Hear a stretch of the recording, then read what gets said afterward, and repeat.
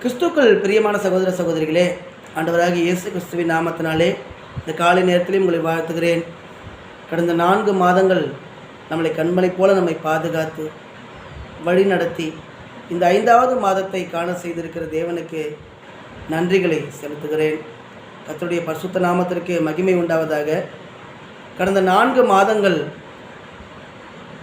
எல்லா சூழ்நிலைகளிலும் நம்முடைய இல்லாமை பலவீனங்கள் சுகவீனங்கள் எல்லாவற்றிலும் நம்மை கரம்பிடித்து நடத்தி இந்த 5வது மாதத்திற்குள் பிரவேசிக்க செய்திருக்கிற தேவனுக்கு நாம் நன்றி செலுத்துவோம். இந்த மாதத்திலும் நாம் தியானத்திற்கு எடுத்துக்கொண்டிருக்கிற வேத பகுதி நீதிமொழிகள் 28ஆம் அதிகாரம் 23ஆம் அதிகாரம் 18வது வசனம்.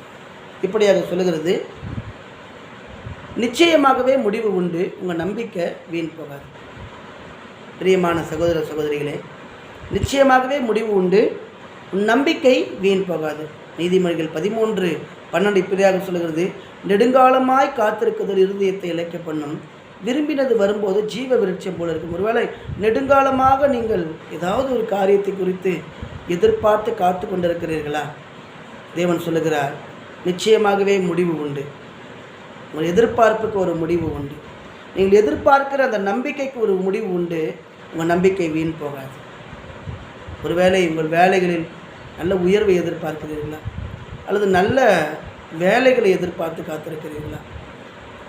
ஒருவேளை உங்கள் பிள்ளைகளுடைய கல்வி காரியங்களை இந்த ஸ்கூலில் இந்த காலேஜில் சீட் கிடைச்சா நல்லாயிருக்குன்னு நினைக்கிறீங்களா? அல்லது உங்கள் சரீரத்தில் ஏற்பட்டிருக்கிற இந்த பலவீனங்கள் சுகவீனங்கள் ஒரு சுகத்தை எதிர்பார்த்து காத்திருக்கிறீர்களா? பிரியமானவர்களே, வசனம் சொல்லுகிறது, நிச்சயமாகவே முடிவு உண்டு. கர்த்தருடைய நாமம் பரிசுத்தப்படுவதாக. நிச்சயமாகவே முடிவு உண்டு, உங்கள் நம்பிக்கை வீண் போகாது.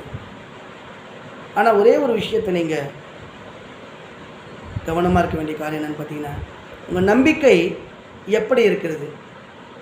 நீதிமொழிகள் 22:19 இப்படியாக சொல்லுகிறது, உன் நம்பிக்கை கர்த்தர் மேல் இருக்கும்படி இன்றைய தினம் இவைகளை உனக்கு தெரியப்படுத்துகிறேன். உங்கள் நம்பிக்கை கர்த்தர் மேல் இருக்கணுங்க. சங்கீதம் 40:4 இப்படியாக சொல்லுகிறது, கர்த்தரை தன் நம்பிக்கையாக கொண்டிருக்கிற மனுஷன் பாக்கியவான். பிரியமான சகோதர சகோதரிகளே, அன்பு தேவ பிள்ளைகளே, உங்கள் நம்பிக்கை நீங்கள் எதிர்பார்த்திருக்கிற அந்த எதிர்பார்ப்புகளில் கர்த்தரை நம்பணும். கர்த்தரை மேல் மாத்திரம் உங்கள் நம்பிக்கையை வைங்க. நிச்சயம் தேவன் உங்கள் நம்பிக்கையை வாய்க்க செய்வார். உங்கள் விசுவாசத்தை வாய்க்க செய்வார். உங்கள் எதிர்பார்ப்புகளை நிறைவேற்றுவார். நிச்சயமாகவே முடிவு உண்டு, உங்கள் நம்பிக்கை வீண் போகாது.